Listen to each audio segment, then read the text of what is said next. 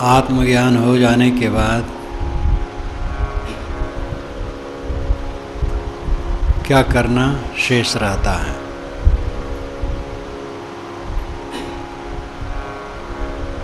जब मनुष्य को अपने आप की समझ हो गई, स्वरूप का ज्ञान हो गया, मैं देह नहीं हूँ, मैं शुद्ध चेतन हूँ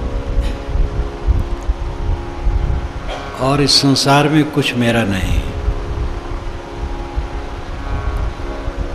कोई मेरा नहीं है, कुछ मेरा नहीं है, मैं किसी का नहीं हूँ।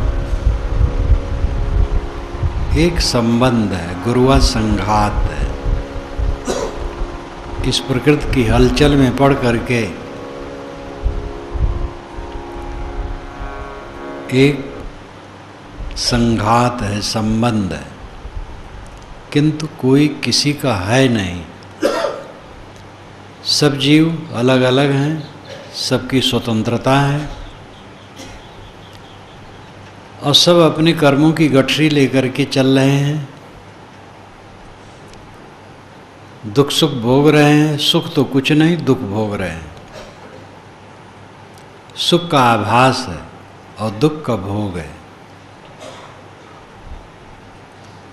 इस जन्म मरण की यात्रा में, इस संसार के प्रपंच में बहते बहते क्लेश के सिवा कुछ नहीं। और ये सब का कारण वासना है, तृष्णा है। वासना तृष्णा छोड़ करके जीव अपने स्वरूप में स्थित हो सकता है।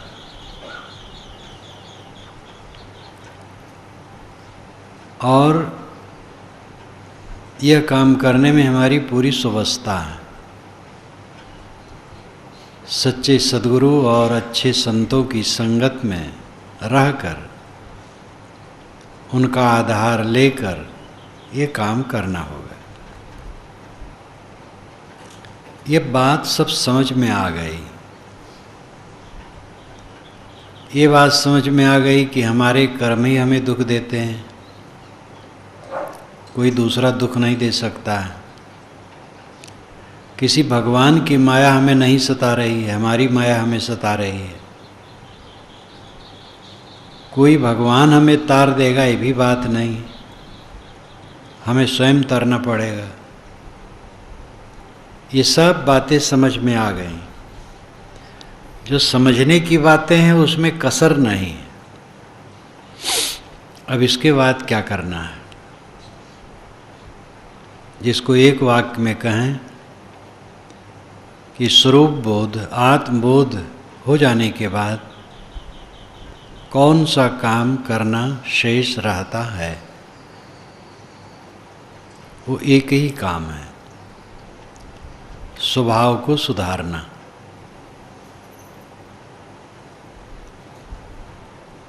और इसी में मेहनत है। और यही आदमी को कठिन लगता है,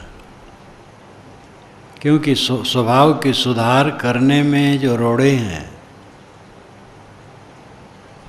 वो सब अपने दुर्गुण हैं, आसक्ति है। लेकिन जो चाहेगा वो सुधारेगा।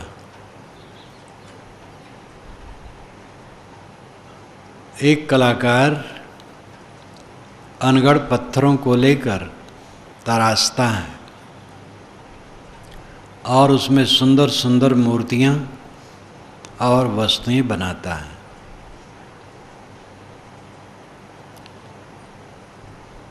हम अपने जीवन को न तराश सकें, क्या हमारा महत्व है? घमंड तो सबको है, हमारी बुद्धि सबसे बड़ी है।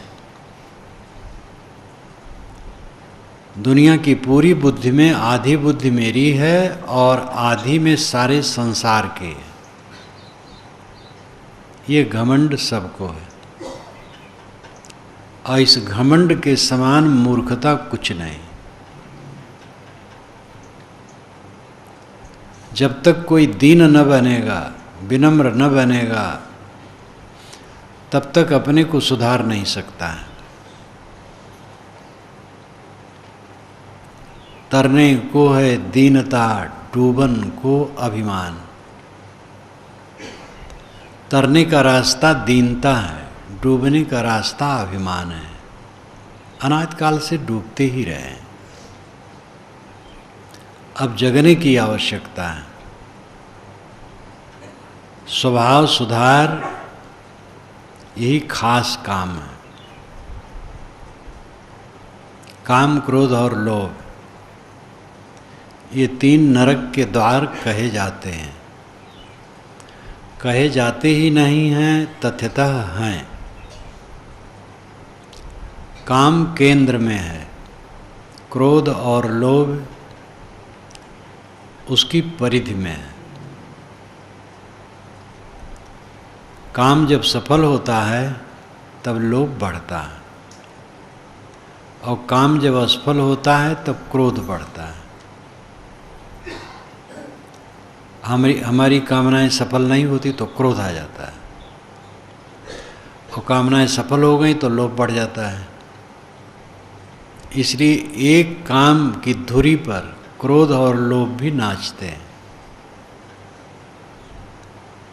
जो काम को वश में कर लेता है उसके क्रोध लोभ दोनों शांत हो जाते हैं। काम शब्द सुन करके उसका एक ही अर्थ लोग मानते हैं, लेकिन एक ही अर्थ नहीं है। वो तो है ही, मुख्य तो वही है। स्त्री और पुरुष के अंग मिलन की चेष्टा वाला जो काम है वो मुख्य है, वो समुद्र है, और इच्छाएं सरिताओं की तरह हैं। तो वो तो है ही, लेकिन अगर किसी को गुरुवाई की इच्छा हो, गुरुवाई का काम हो, काम यानी कामना कि हम गुरु बने, तो पतित हो गया। महंत बने, अगुआ बने, मठ के अधिपति बने, तो पतित हो गए।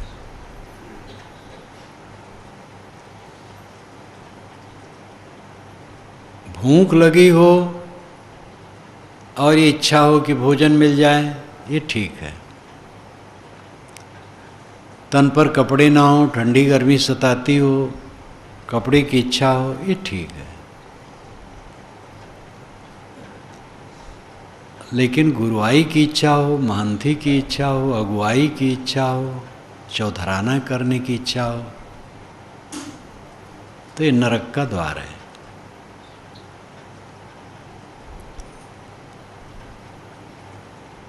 ये परमार्थ क्षेत्र में, धार्मिक क्षेत्र में ये बातें हैं, इसलिए मैंने इसका उदाहरण दिया। फिर सरपंच होने की इच्छा, प्रधान होने की इच्छा, एमएलए एमपी मंत्री होने की इच्छा, घर के मालिक होने की इच्छा, उसमें सहज आप समझ सकते हैं। जब गुरु बनने की इच्छा नहीं होनी चाहिए तो एमएलए एमपी बनने की इच्छा कल्याणार्थी को क्या होगी? कामनाएं हमें सताती हैं और भटकाती हैं। आप कह सकते हैं फिर एमएलए एमपी कौन होगा? वो तो बहुत हैं, मारामारी करके होने में लगे। यहाँ तो कल्याणार्थी की बात है, जो कल्याण चाहे। उनको निष्काम होने की ज़रूरत है। आप अगर कहें सब निष्काम हो जाएं तब कैसे दुनिया चलेगी? तो दुनिया चलेगी क्या? दुनिया चली चलाएगी, सब निष्काम हो जाएं। न फौज की ज़रूरत, न पुलिस की ज़रूरत। अगर दुनिया से सेना की सत्ता हट जाए और सामरिक साधन न बने, दुनिया का विकास 1 ही 2 वर्ष में बहुत ज़्यादा हो जाए। एक तो राक्षसी प्रवृत्ति है मनुष्य की, उसके कारण हर राष्ट्र बड़ी बड़ी सेना और अस्त्र शस्त्र का प्रबंध रखते हैं सभी राष्ट्र, एक दूसरे को डराते हैं, धमकाते हैं। आजकल तो अरबों अरबों की लागत में अस्त्र शस्त्र बनते हैं, जिसको गिरा देने पर पता नहीं कितने लोग भुन जाएं, जमीन राख हो जाए। ये सब संहारक साधन, विनाश के साधन, ये राक्षसी वृत्ति का ही परिणाम है। देव कहाँ बैठा है, वो क्या कर रहा है? इन बेअक्लों को समझा नहीं सकता है। पूरी दुनिया में राक्षसी प्रवृत्ति, इराक की दशा आप देखिए, और फिर उसके साथ जो हुआ, और भी हर जगह तो है। भारत कहीं अलग है? आतंकवादी भून भून करके लोगों को, निरपराध लोगों को चले जाते। एक दिन अगर कानून उठा लिया जाए, 20 सितंबर को पूरे भारत में कोई कानून नहीं रहेगा, कोई कुछ करे उसके लिए कोई कानून लागू न होगा, तो 20 तारीख को चलना मुश्किल हो जाएगा। जब कोई उत्पात आता है और पुलिस ढीली हो जाती है, तो देखते नहीं, फूंक ताप और लूट।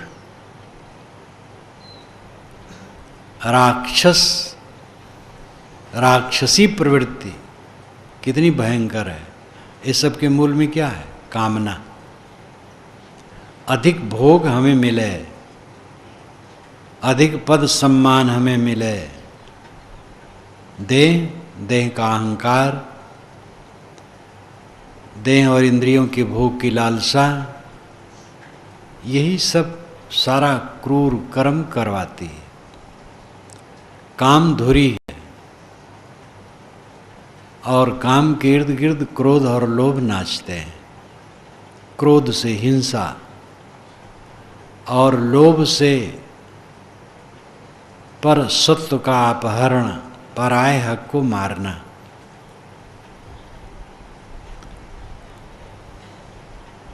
दूसरे के लिए कोई हमदर्दी ही नहीं है, दूसरे के हक को मारना। ये घूस जो लेते हैं भगवान के भगत होते हैं। जो घी में डालडा और डालडा में चर्बी मिलाते हैं, सब भगवान के भगत होते हैं।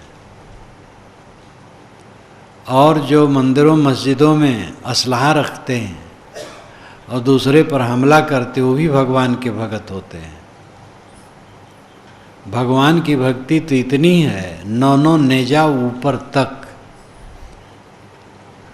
शायद 7 हाथ का या 9 हाथ का नेजा मानते होंगे, नेजा भाला जितना माने, 9 नेजा ऊपर तक भगवान की भक्ति और शैतानियत का आचरण, ये इसके मूल में काम है। काम ही मूल था जो रावण ने इतना उत्पात किया था कहानी के अनुसार। क्योंकि लंका वाले कहते हैं कि भारत वालों ने हमारे ऊपर एक रावण थोप दिया। लंका में रावण का कोई इतिहास नहीं, लेकिन कहानी के अनुसार रावण का सारा उत्पात एक काम के पीछे रहा। युधिष्ठिर और दुर्योधन दोनों काम के पीछे लड़े और मरे। जुआ खेल करके विजयी हों, दोनों को कामना थी। ये बड़ी बड़ी कथाएं हैं। अपना जीवन सबसे बड़ी कथा है। अपने जीवन का हमें विश्लेषण करना चाहिए। दूसरे का उदाहरण तो केवल प्रेरणा के लिए है। काम तो होगा अपने जीवन का विश्लेषण करने से। हम अपने जीवन को देखें। समय बहुत काफ़ी बीत गए हैं और स्वभाव में कम अंतर आया है। अपेक्षित सुधार नहीं हुआ है। वही लोलुपता है, जीभ की लोलुपता, चाम की लोलुपता, वही क्रोध का आवेग, वही चिड़चिड़ापन, वही भड़भड़ापन। मीठ नहीं बोल पाते हैं, कोमल नहीं बोल पाते हैं। स्वार्थ की भावना मन में आती रहती है, अभिमान मनोविकार जगते रहते हैं।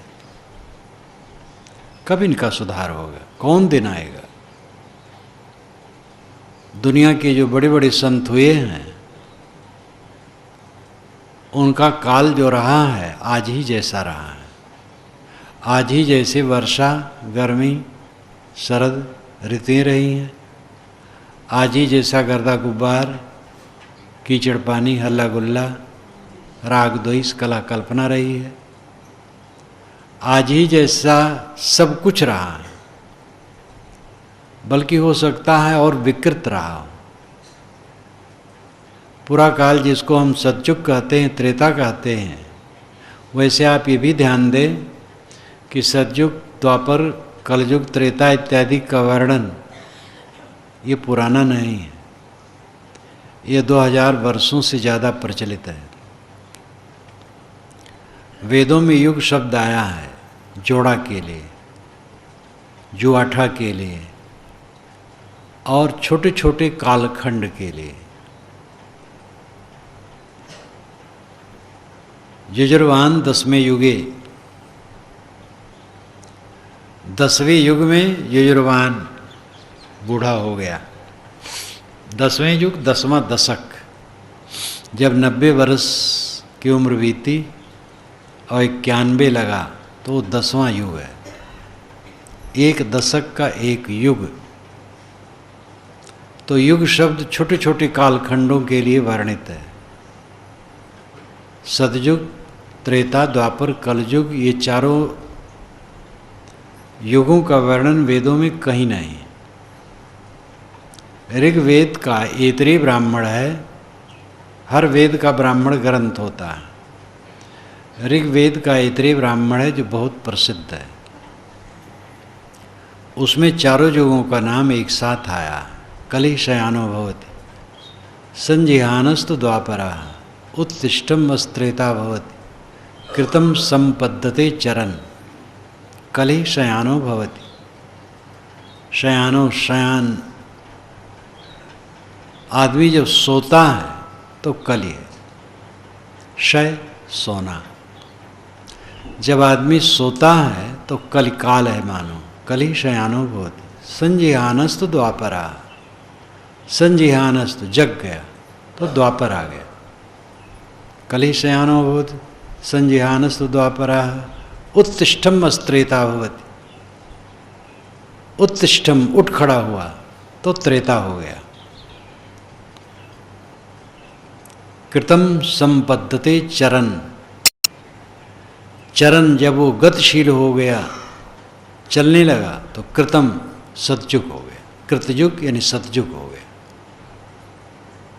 ये चारों युगों का वर्णन इस ढंग से है, कालखंड से नहीं है। वही आदमी जब सोया है, अज्ञान में डूबा है, मोह में डूबा है तो कलिकाल में, जग गया तो द्वापर में, उठ खड़ा हुआ साधना में लग गया तो त्रेता है, और गतिशील हो गया कल्याण मार्ग में तो सतयुग है। पुराणों में जो कालखंड का वर्णन युगों के लिए है, सब पीछे की कल्पना है। सतयुग में दूध की नदी बहती थी, कोई तकलीफ नहीं थी। त्रेता में, लेकिन उस युग का जब समय बताते हैं तब दास प्रथा थी। जैसे आजकल बैलों का बाजार, घोड़ों का बाजार, हाथियों का बाजार होता है, वहाँ आप जाएं, घोड़ा, हाथी, बैल खरीद लाएं। ऐसे मनुष्यों का बाजार होता था। हमारे 10 दास दासी हैं, गुलाम हैं।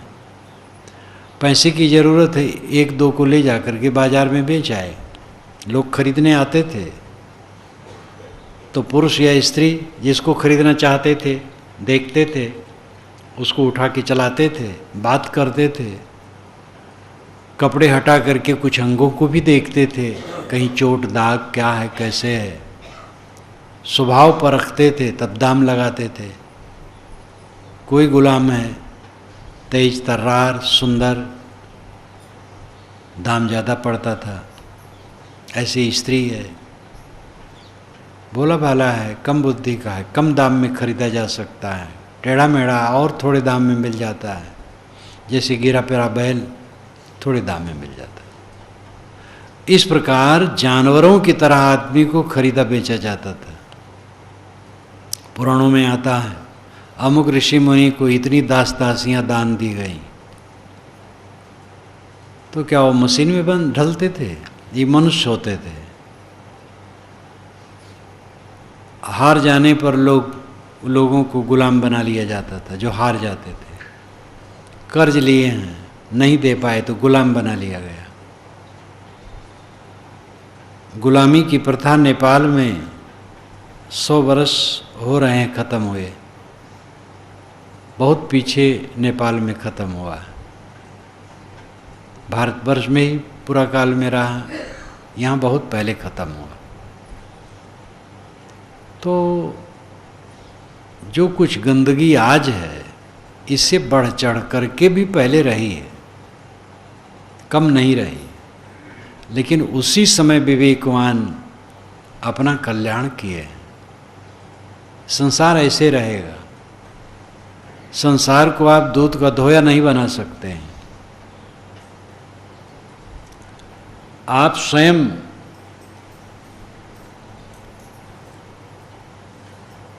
अपने को सुधारें।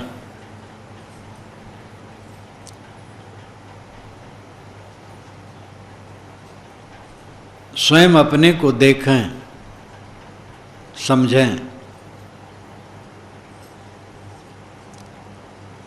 अपने को सुधारने की शक्ति सब में है। हर इंसान अपने को सुधार सकता है। अगर हम सुधरने में स्वतंत्र नहीं है तो कल्याण की भूमिका कहाँ है? हमारा कल्याण किसी दूसरे देश और काल में होगा,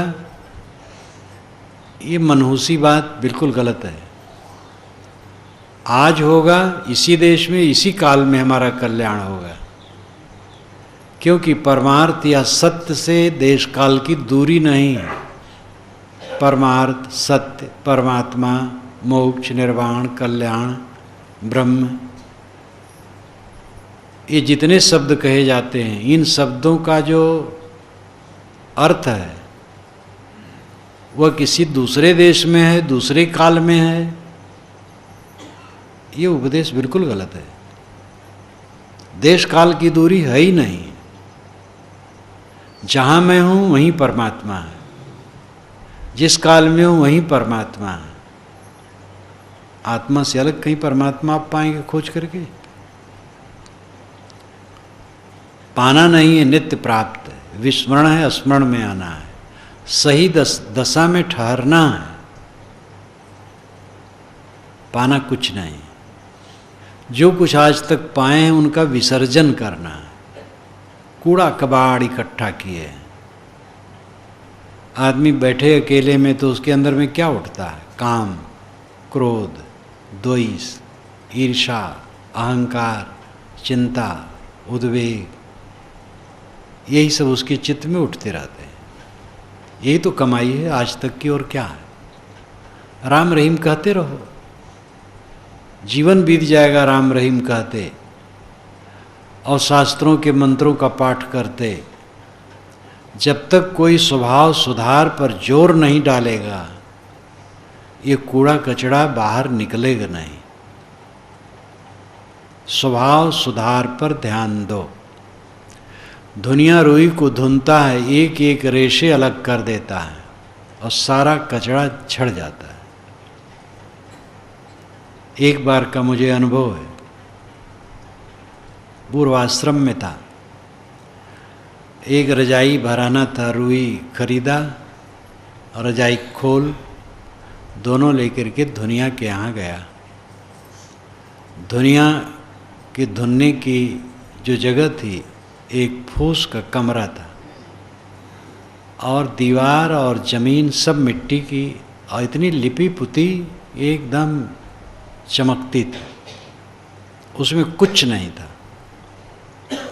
केवल दुनिया का धन ही टंगी थी। और मैं एक कोने में बैठ गया और धुनने लगा, और जो उसकी निष्ठा, लगन, एक रस, धीरज, हर काम में बहुत धीरज होता है। और उसने जो धुना, रुई जब थी तो रुई बदशक्ल लगती थी, धुन करके जब उसने रुई को पूर्ण रूप दिया, कितना सुंदर लगती थी। सारा कचरा नीचे झड़ गया था, वजन भी रुई की घट गई थी, तौलने के बाद घटी। वही उसको दे के चला जाता तो सोचता उसने रुई चुरा ली। इसलिए दूसरे पर संदेह करना ठीक नहीं, विश्लेषण करना चाहिए। संदेह की बात हो, मान न ले अपने मन के संदेह को। उसने रुई की रेसे रेसे अलग कर दी और सारा कचरा नीचे झड़ गया। ऐसे हमें करना चाहिए, अपने विचारों के रेसे रेसे धुने, सारा कचरा झड़ जाए, स्वच्छ रुई के समान हमारा मन हो जाए। ये कौन करेगा? हमें करना है। न भगवान करेंगे न गुरु करेंगे। भगवान परोक्ष है, भगवान आपकी अवधारणा है, पवित्र अवधारणा है। गुरु सामने है, लेकिन वो केवल बताएंगे, वो अपना धुनेंगे। अपना उन्होंने धुन लिया है तो उनका बेड़ा पार है, वो बताएंगे। आपको स्वयं अपना धुनना पड़ेगा। वो जितना धुनते हैं बाहर से धुनते हैं, बाहर से धुनना गुर कुम्हार शिष्कुंभ है, गड़गड़ काढ़े खोट, अंतर हाथ सहार दे, बाहर बाहे चोट। गुरु कुम्हार है और शिष्य कुंभ है, घड़ा है, गड़गड़ काढ़े खोट। कुम्हार एक मिट्टी का लौंदा जो पका पकाया रहता है, चिकना, हाथ में ले करके घड़े के अंदर, घड़े की दीवार पर अंदर से थामे रहता है और ऊपर से थपकी से पीटता रहता है। नीचे थामे न रहे तो टूट जाएगा घड़ा। गुरु यही कर रहे हैं, शिष्यों को संभाल संभाल कर, उनको सम्मान देकर पीटते हैं, उपदेश करते हैं, धुनते हैं, जो बताते हैं उनको रास्ता दिखाते हैं। समय से झाड़ फटकार भी कर सकते हैं, वैसे झाड़ फटकार से कोई फायदा नहीं। प्रेम से ही सब कुछ होने वाला है। लेकिन कहीं कहीं थोड़ी डांट हो गई तो वो डांट भी प्यारी है। कुल मिलाकर के गुरु जो बाहर से धुनता है वो इतने उपदेश देगा, बताएगा, समझाएगा, प्यार से कहेगा, फटकार से कहेगा। भीतर तो आप हैं, आपके मन का दृष्टा गुरु नहीं है, आप खुद हैं। आप अपने मन को बैठ के देखें और धुनें और सुधारें। नहीं सुधारेंगे, जिंदगी बीत जाएगी, कोरे के कोरे रह जाएंगे। भगत हो जाएंगे, साधु हो जाएंगे, वेश हो जाएगी, दीक्षा हो जाएगी। वेश क्या करेगा, दीक्षा क्या करेगी? जब तक कोई अपने को सुधारेगा नहीं तब तक दीक्षा और वेश कुछ नहीं करेंगे। दीक्षा वेश उसके लिए है जो करे। सूरवीर के हाथ में तलवार आने पर तब उसमें गर्मी आती है। कायर आदमी के हाथ में तलवार दो, क्या गर्मी आएगी? वेश, दीक्षा जो संवेदनशील है उसको उद्बुद्ध करेंगे। संवेदनहीन आदमी के लिए क्या हुआ? भरुआए नट भाट के चपर चढ़े संग्राम, कि वह भागे आई हैं कि बांधे परिणाम। ये गोस्वामी जी ने अपनी दोहावली में कहा है। भरुआए नट भाट के, भाट ने नट को भरुआया, भभकी दी, वीर हो चढ़ जाओ दुश्मनों पर, तलवार ले लो। भरुआए नट भाट के चपर चढ़े संग्राम, भाट के भभकी देने से नट लोग संग्राम में चढ़ गए। तो गोस्वामी जी कहते फल क्या होगा? या तो बांध लिए जाएंगे या तो भागे आएंगे और कुछ नहीं होगा। ये नट लोग लड़ पाएंगे? आपस में झगड़ा करने के तो तेज हैं, गाली गुप्ता देने, और मांगेंगे खाएंगे, लड़ाई नहीं कर पाएंगे। भरुआए नटभाट के चपड़ चढ़े संग्राम, कि वह भागे आई हैं कि बांधे परिणाम। कायर कूचर साधु वेश धर लेगा तो क्या करेगा? गंदगी फैलाएगा। नखरा बनाए राम न मिले हैं, संतोष शोधो अपना शरीर, बजर दे के छतिया होना फकीर। वेश में क्या लगता है? कपड़ा बदल लिया, कपड़ा बदलने में क्या होगा? जीवन बदलना है। जीवन बदले उसके लिए कपड़ा भी बदला जाता है। वेश का अपना महत्व है, लेकिन वो करनी ही से। वेश साधुता का लक्षण नहीं है, भक्ति ज्ञान वैराग का लक्षण नहीं है, चिन्ह है, बाहरी वेश मात्र है, लक्षण नहीं। लक्षण तो मन पर विजय है, स्वभाव सुधार। स्वभाव की गंदगी परत पर परत है। सबको गुमान है तो हम तो सुधरे ही हैं। किसी कह दो तुम गलत हो, लाल हो जाएगा। लेकिन एक विवेकी को कह दो गलत हो, वो नम्र हो जाएगा। विवेकी कभी भी ऐसा नहीं सोचेगा लोग मुझे क्या कह दिए, मैं ऐसे ही कहलाने योग्य हूँ। अगर मुझे लोग गलत कहते हैं तो ठीक कहते हैं। जिंदगी को जो समझा जिंदगी को रोता है, जो जीवन को समझा वो जीवन के लिए रोता है कि हम जीवन क्या जी रहे हैं, कैसे जी रहे हैं। अकेले में बैठो, अपने मन को देखो, मन क्या सोचता है, कागज पर लिखो। 10 मिनट का कागज भी दूसरे को दिखा नहीं पाओगे, इतनी गंदगी है। ऐसी सी बात सोच सकते हो? अब अगर ये नहीं है, निर्मल है, तो फिर पूरा जीवन है। और अगर बीच बीच में गंदगी आ जाती है तो दाग है। देखो अपने अपने चादर को, मन की चादर। ज्ञान हो जाने के बाद स्वभाव सुधारना शेष रहता है, जो वही लंबी यात्रा है, वही परिश्रम की बात है। एक तो ज्ञान ही लोगों को नहीं होता है, क्योंकि अच्छी जगह लोग नहीं पहुंचते हैं। धर्म सभाएं कम होती हैं, ज़्यादातर तो हल्ला गुल्ला, कीर्तन कथा, रासलीला, ये सब होता है। ज्ञान विवेक की बात जहाँ हो ऐसी सभाएं कम होती हैं। ऐसी सभाओं में भी ज़्यादातर तो भक्ति का वर्णन करते करते समय बिता देते हैं। भगवान की महिमा, देवता की महिमा, संत की महिमा। हमारे गुरुजी महाराज बैठे थे सिंहासन पर, गद्दी पर, दुश्मन उनको मारने आए तो गुरुजी के गुरुजी पीछे खड़े दिखाई दिए, जो मर चुके थे। तो दुश्मन भयभीत हो गए कि इनके गुरुजी जो चले गए मर करके, वे खड़े हैं। भयभीत होके भाग गए। बेकार की बात है, जो मर गया वो कैसे आ सकता है। धर्म वाले जितना झूठ बोलते हैं उतना झूठ शायद कोई बोलता हो।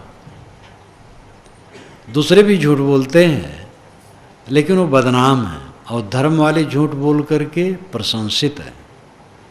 चमत्कार की जितनी बातें हैं 16 आने झूठी हैं, चाहे वो धर्म शास्त्रों में लिखी हों, चाहे दुनिया के बड़े से बड़े पुरुष के नाम में जुड़ी हों, सब की सब झूठी है। जैसे गुरु महाराज मर जाने के बाद आए, गुरु महाराज कई सौ वर्ष के हैं, सिद्ध योगी आकाश में उड़ते हैं, बिना खाए रहते हैं, सबके मन की बात जान जाते हैं, जो चाहें सो कर सकते हैं, किसी को लड़का बच्चा धन दे सकते हैं, मुकदमे में विजय करा सकते हैं, थोड़ा चावल से भात बनवाए और कई हंडे भात हो गए, हजारों का भोजन बनाना था, लकड़ी थोड़ी सी थी, गुरु महाराज देखे लकड़ी बढ़ गई। एक आश्रम बनना था, 20 फीट की सहतीर चाहिए थी लेकिन 19 फीट की थी, गुरु महाराज देखे तो 20 फीट की हो गई। इन जैसी बातें 16 आने झूठी हैं और धर्म में बड़ी मजे से चलती हैं, और इसमें कोई संप्रदाय बचा है आंशिक रूप में, सारे संप्रदायों की यही लीला है। मूल पुरुषों ने जो एकदम क्रांति की बात कही, जैसे बुद्ध, कबीर, लेकिन बुद्ध और कबीर के मत में पीछे चलने वालों में ऐसे बड़े बड़े दल हैं जो घोर चमत्कार में डूबे हैं। वेद शास्त्रों, उपनिषदों को अपना ग्रंथ मानने वाले घोर चमत्कार में डूबे हैं। उपनिषदों में कहीं चमत्कार नहीं। वैदिक परंपरा का जो ज्ञान का ग्रंथ है वो मुख्य है उपनिषदें। वेदों में कर्मकांड ज़्यादा है, प्राकृतिक शक्तियों का वर्णन बड़ा रोचक है। ज्ञान का जहाँ विषय है हीरे मोती की तरह है, लेकिन उसकी मात्रा कम है। उपनिषदों में अधिक है। ज्ञान का ग्रंथ उपनिषदें हैं वैदिक परंपरा की, लेकिन उपनिषदों में न तो चमत्कार है, न अवतारवाद है, न पैगंबरवाद है, न दैववाद है। आत्मज्ञान, ब्रह्मज्ञान, आत्मशुद्धि, कर्म शुद्धि, एकदम सही बातें हैं। लेकिन उस परंपरा के मानने वालों को देखो कितने डूबे हैं। जब कबीर और बुद्ध जैसे क्रांतिकारी पुरुषों के अनुगामियों में चमत्कार की भरमार है तो और क्या कहा जाए। तो ये लौकिक लाभ के लिए चमत्कारी बातें करते हैं लोग, सब झुठाई। और जहाँ झुठाई आई वहाँ पर सत्य कहाँ रहा, ज्ञान कहाँ रहा, विवेक कहाँ रहा। जो काइयाँ लोग हैं चमत्कार गढ़ते हैं और भोले लोग फंसते हैं। कितने लोग ईमानदार हैं, वे बेईमान नहीं है, लेकिन उनके दिमाग में भरा है, धर्म ग्रंथ में लिखा है, तो झूठ कैसे हो गए। मास दिवस का दिवस भ्रम न जाने कोई। जब राम का जन्म हुआ तो अयोध्या में जन्मोत्सव चल रहा था, तो सूरज उस जन्मोत्सव को देखने के लिए आकाश में खड़ा हो गया, तो 1 महीना तक खड़ा रहा और ये कोई जान नहीं पाया। इसीलिए वाल्मीकि ने लिखा नहीं, वो भी नहीं जान पाए, किंतु गोस्वामी जी जान गए, जो 16वीं शताब्दी में हुए। मास दिवस का दिवस बा मरम न जाने कोई, रथ समेत रवि था क्यों निशा कवन विधि हो। वेदों में जीवेम श्रद्धा सतम, पश्येम श्रद्धा सतम, शृणुयाम श्रद्धा सतम कहा गया। हम 100 वर्ष जिए, देखें, सुने, सैकड़ों सैकड़ों बार कहा गया 100 वर्ष जीने की बात। लेकिन पीछे वाले कहते हैं हम वेद को मानते हैं और 1000 लाख करोड़ अरब खरब बरस जीने की बात करते हैं। राजा प्रिव्रत 11 अरब वर्ष राज्य करता रहा, ये श्रीमद् भागवत में लिखा है। 11 अरब वर्ष राज्य करता रहा। 2,500 वर्ष का इतिहास ठीक से नहीं मिलता। 2,500 वर्ष के और बाद पीछे पहले वाला प्राक इतिहास माना जाता, छिपा हुआ इतिहास। और 11 अरब वर्ष एक व्यक्ति राज ही करता रहा। उसके रथ के पहिए जहाँ जहाँ गए समुद्र बन गया। ये जितने समुद्र हैं राजा प्रिव्रत के रथ के पहिए की लीक हैं। इससे अधिक और कुछ कहा जा सकता है? सगर की पत्नी को 60,000 बच्चे एक साथ पैदा हो गए। तो अतिशयोक्तियाँ, चमत्कार, ये सब प्रपंच धर्म में बहुत व्याप्त है।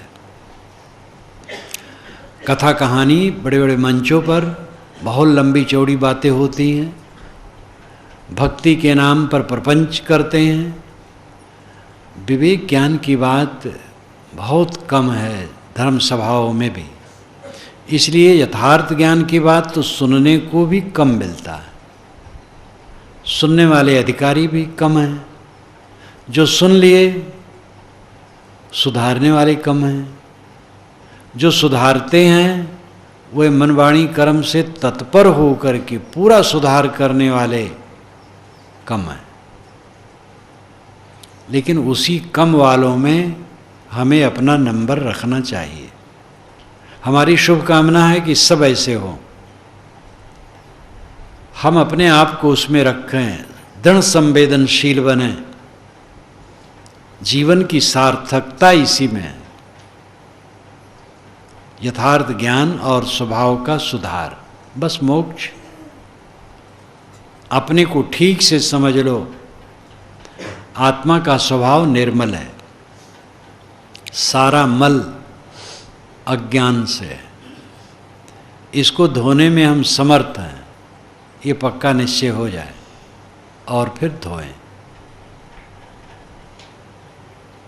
ये डर लगता है अथवा संदेह होता है कि सुधरेगा कि नहीं। सुधारते सुधारते फिर मन में खराबी आती है, फिर भूल हो जाती है, फिर भूल हो जाती है। घबराने की आवश्यकता नहीं। धान काटने वाला, गेहूं काटने वाला, फसल काटने वाला गिन करके हंसिया नहीं चलाता है और टाइम भी नहीं देखता है, दिन भर लगा रहता है। हल चलाने वाला 1 बार, 2 बार, 10 बार, 100 बार गिनता नहीं है, सुबह से शाम तक जोतता है। जो रास्ता चलता है कदम गिनता नहीं है, चलता है। साधना करने वाला सच्चा साधक उबियाएगा नहीं, करेगा और लगन से करेगा, सफलता पक्की है। हम काले शरीर को गोरा नहीं बना सकते हैं, स्त्री शरीर को पुरुष, पुरुष शरीर को स्त्री नहीं बना सकते हैं, लंबे को छोटा, छोटे को लंबा नहीं बना सकते हैं। लेकिन कामी मन को निष्कामी, क्रोधी मन को निष्क्रोधी, लोभी मन को निर्लोभी बना सकते हैं। उलझे मन को सुलझा सकते हैं। उद्वेगित मन को उद्वेग शून्य कर सकते हैं। ये हमारे में बल है। नहीं सुबस्ता भोग में अफल फलय फलनाश, ताते ते पुरुषार्थ सुबस काज पर काश। सतगुरु विशाल साहब ने कहा है, नहीं सुबस्ता भोग में सुबस्ता नहीं, अफल फलय फलनाश। जो न चाहो घट जाता है, हो जाता है, जो चाहो नहीं होता है। कितने लोग विवाह करते हैं संतान के लिए, संतान नहीं होती है। कितने लोगों को संतान होती है, वो जीवन भर वो केवल तकलीफ देती है। अनेक कारणों से, स्वभाव बस, शरीर बस। किसी कैसी संतान हो गई, हाथ पैर उसके व्यर्थ हैं, जीवन भर उसी की सेवा करो। किसी का स्वभाव है क्रूर है, माता पिता को सता रहा है,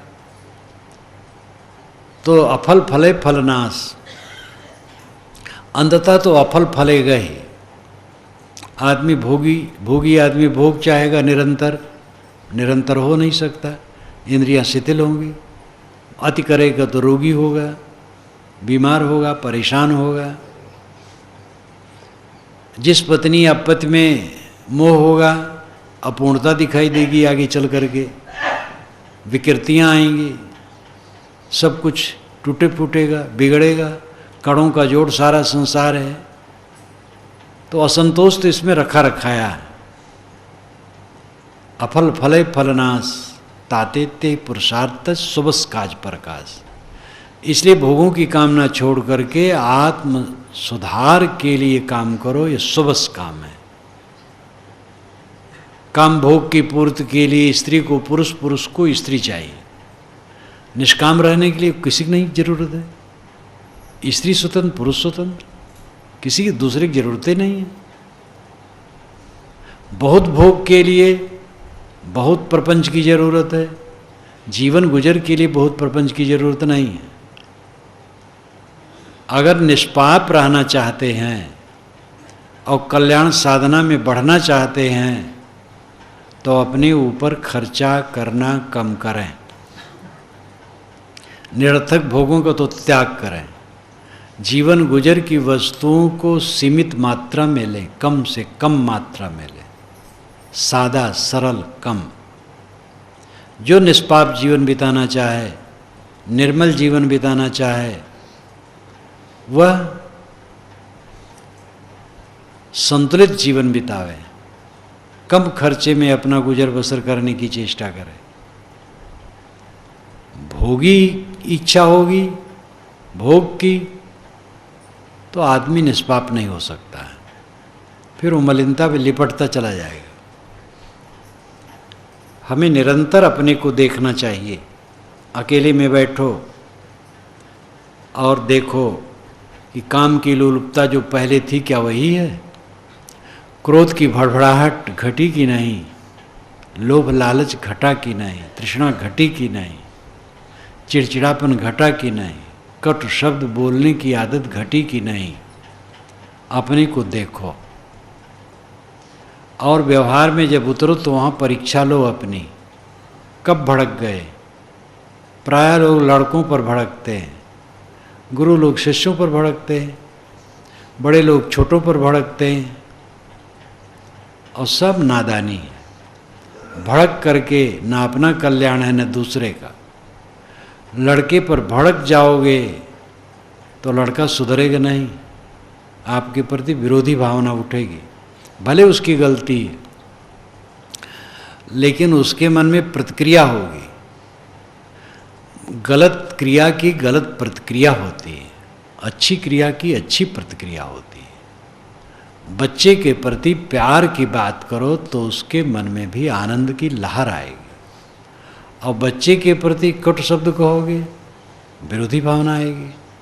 डर बस न कह पावे, अंदर में उगाली देगा। इसलिए कटु कहना, झिड़कना ये बढ़िया रास्ता नहीं है। प्यार प्रेम यही बढ़िया रास्ता है। ज़्यादातर ये बड़ाई महारोग है। को कहे राजा तन ढाक के चलो, गुरु को कौन कहे, महंत को कौन कहे, घर के मालिक को कौन कहे, मंत्री महोदय को कौन कहे, मास्टर और डॉक्टर साहब को कौन कहे। जो बड़े कहलाने वाले हैं अपने अपने दर्जे से, उनको कौन कहे। इसलिए बड़ों का बिगाड़ ज़्यादा होता है। ये बड़े लोग ज़्यादा बिगड़ जाते हैं, चिड़चिड़े हो जाते, भड़बड़े हो जाते। जो अपने को संभालेगा उसी का कल्याण है। घर का मालिक, समाज का अगुआ, जो घर का सेवक और समाज का सेवक है। गुरु समाज का सेवक है। सेवक अपने को मानना चाहिए, अगुआ और मालिक कभी नहीं मानना चाहिए। अगुआ मालिक भूल बिल्कुल नहीं करना चाहिए। ये अपने आप को सुधारना बहुत बड़ी बात है। मन के इतने रेच पेच हैं कि वो रगड़ते रहते हैं जीव को, आदमी को पीसते रहते हैं। घमंड तो हमारा बहुत बड़ा है, ज्ञानी होने का, गुरु होने का, महंत होने का, मालिक होने का, बड़ा बड़ा घमंड है। और अंदर वाला जो दोष है हमें रुलाता रहता, रगड़ता रहता, तो ये घमंड क्या करेगा। एक ने एक बार मुझसे कहा था, महाराज मैं भक्ति नहीं करता हूँ किसी की, आज तक मैंने किसी के सामने सिर नहीं झुकाया। मैंने कहा मन की भक्ति सबको करना पड़ता है, काम की भक्ति, क्रोध की भक्ति, लोभ की भक्ति, मोह की भक्ति, इंद्रियों की गुलामी की भक्ति, इंद्रियों की मलिनता की भक्ति, सबको करना पड़ता है। सब सिर झुकाते रहते गंदी आदतों के सामने, तो बेचारे बहुत लज्जित हुए, भक्ति नहीं करते हैं। अरे इंद्रियों की लंपटता की भक्ति में सब रो रहे हैं, इतनी गुलामी करते हैं कि क्या कहा जाए। तंबाकू की भक्ति लोग करते हैं, पान की, सुपारी की, शराब की, कबाब की, खपड़ा माटी की खाने की आदत जिनको, उसी की भक्ति करते हैं। इंद्रियों की गुलामी तो सभी करते हैं, जो इंद्रियों की गुलामी छोड़ दे वही धन्य है। तो अहंकारी जीव का तो पतन के सिवा और कुछ नहीं। जो अपना स्वभाव सुधारना चाहे अत्यंत विनम्र बन जाए। बन जाए क्यों, क्या वो जब सुधारेगा तो अपने आप ऑटोमेटिक ही होता है। जो अपने को देखने लगता है नरमाता जाता है, जो अपने को नहीं देखता वो कड़ा होता जाता है, और जितना कड़ा होता है उतना वो कुद्रूप अंदर से हो जाता है। स्वभाव उसका, मन उसका कुरूप हो जाता है, और बाहर से भी उपेक्षित हो जाता है। गुरु भी अगर अहंकारी है, कटुभाषी है, वो भी उपेक्षित हो जाता है। गुरु सबसे बड़ी दर्जा है, गुरु का दर्जा सबसे ऊंचा है। लेकिन अगर गुरु कटुभाषी है, अहंकारी है, तो वो भी उपेक्षित हो जाएगा, तिरस्कृत हो जाएगा। सद्गुण पूज्य, गुरु नाम होने से क्या होगा, साधु नाम होने से क्या होगा। माता पिता ठीक हैं, पूज्य हैं, लेकिन अगर अहंकारी हैं तो बच्चों के नज़रों से उतर जाएंगे। ये बच्चों की दृष्टि में माता पिता क्यों उतर जाते हैं, एक तो बच्चों का उन्माद भी होता है, दूसरा माता पिता की अपनी त्रुटियां भी होती हैं। अब बच्चे जवान हो गए और माता पिता राग रंग वाले हैं, तो बच्चों को बुरा लगेगा। एक घर में रहते हैं, समझ में सब बात आती है, उनके मन में विद्रोही भावना उत्पन्न होती है, चाहे आगे चल करके वो भी यही करें। इसीलिए ऋषियों ने बताया था कि 50 बरस की उम्र हो जाए तो वानप्रस्थी बन जाओ, पति पत्नी दोनों संयम ब्रह्मचर्य से रहें। ऋषियों मुनियों की सब बात खराब नहीं है। आजकल तो फैशन यह है कि ऋषि मुनि और पुराने लोगों को सबको बुरा कहो, तब रैशनल विचार प्रगतिशील। लेकिन हम अपने पूर्वजों की अवहेलना करके कुछ नहीं पाएंगे। पूर्वजों की कृपा है जो हमें कुछ दिखाई दिया है। हाँ, उसमें जो संशोधनी बात है शोध ले। साहब ने तो कहा है साधु ऐसा चाहिए जैसा सूप सुभाए, सार सार को गहरे थोथा दे उड़ाए। साहब ने सूप का उदाहरण दिया, फटक लो भूसी उड़ा दो, चावल रख लो। ऋग्वेद के ऋषि ने चलनी का उदाहरण दिया, सक्त में उतितना पुनंतो यत्र धीरा मनसा वाचम कृत अत्रा सखाया सख्यान जानते भद्र श्याम लक्ष्मी नेतादिवाज। चलनी से जैसे सत्तू छाना जाता है, ऐसे विवेक द्वारा वाणी को छानो। कहीं कबीर भटकत फिरे पकड़ शब्द की छाए। लोग शब्दों की छाया पकड़ करके भटकते फिरते, लिखा है लिखा है लिखा है। अरे लिखा है, क्या लिखा है, किस ग्रंथ में लिखा है इसकी चिंता मत करो, क्या लिखा है ये सोचो। किसने कहा है मत सोचो क्या कहा है। चाहे जिसने भी कहा हो, 2 5 कहा है वो गलत है, और कहीं भी लिखा हो 2 5 गलत है। 2 4 दीवार पर लिखा है तो वेद शास्त्र गुरबाणी है। यह जब विचार होगा तभी सत्य का मोती मिलेगा। मूल विचार में आकर के मैं विराम दूंगा। स्वभाव सुधार, स्वरूप ज्ञान, आत्मज्ञान अपने आप की पहचान हो जाने के बाद जब ये समझ में आ गया आत्मा स्वभाव से निर्मल है, सारा मल हमने मन इंद्रियों के विकारों से बनाया है, इनको हम त्याग सकते हैं। त्याग करके ही परमानंद परम शांति है। ये सब बातें समझ में आ गई। तब इन्हीं का वक्तव्य देना और सुनना मात्र काम नहीं रहा। वक्तव्य देना सुनना ठीक है, लेकिन जरूरी है सुधार का, सुधार की जरूरत है। सुधारें, निरंतर अपने को देखें। आप स्वयं अपने को नंबर देने वाले हैं, इसमें नंबर देने वाला दूसरा नहीं है। पहले से क्रोध घटा हो, काम घटा हो, लोभ घटा हो, मोह घटा हो, उद्वेग घटा हो, अशांति घटी हो, दुख मानने की प्रवृत्ति घटी हो, जो आप झींकते रहे, तनिक तनिक बात में दुखी होते रहे, घर वालों से लड़ते रहे, साथियों से लड़ते रहे, ये सब घट गया है। लड़ते क्यों हैं? क्योंकि अव्यवस्थित है। जहाँ व्यवस्थित हो जाएंगे लड़ना बंद। विजानन विद्वान भवते नातिवादी। जो यथार्थ ज्ञानी होता वो अतिवादी नहीं होता, बड़बड़ की बात नहीं करता है। हम अपने को सुधारें, सुधारने की चेष्टा होगी, वैसी लगन होगी, वैसा मनन होगा। जितना साधना में आप लगेंगे उतना नरमाते चले जाएंगे। वो स्वाभाविक कारण कार्य व्यवस्था है। जो आत्मदृष्टा हो, अपने दोषों को देख लिया वो धन्य है। ज्ञानी वह नहीं है जो वक्तव्य कर दे, ग्रंथ लिख दे। ज्ञानी वह है जो अपनी कमजोरियों को देख ले और उसको निकाल डाले, वो ज्ञानी है। जब सुकरात आज से 2500 वर्ष पूर्व एथेंस नगरी का ज्ञानी, यूनान देश एथेंस नगरी, सुकरात से किसी ने कहा आप महान ज्ञानी हैं। उन्होंने कहा मैं जरूर ज्ञानी हूँ, क्योंकि मैं अपने अज्ञान को समझने लगा हूँ।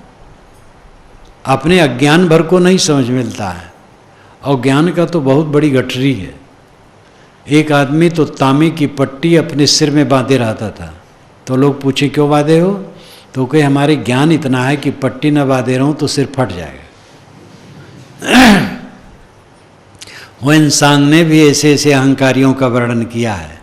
मैंने डायरी में लिखा, मेरी और हो इंसान की डायरी। तो अहंकार तो सबको परले नंबर का है।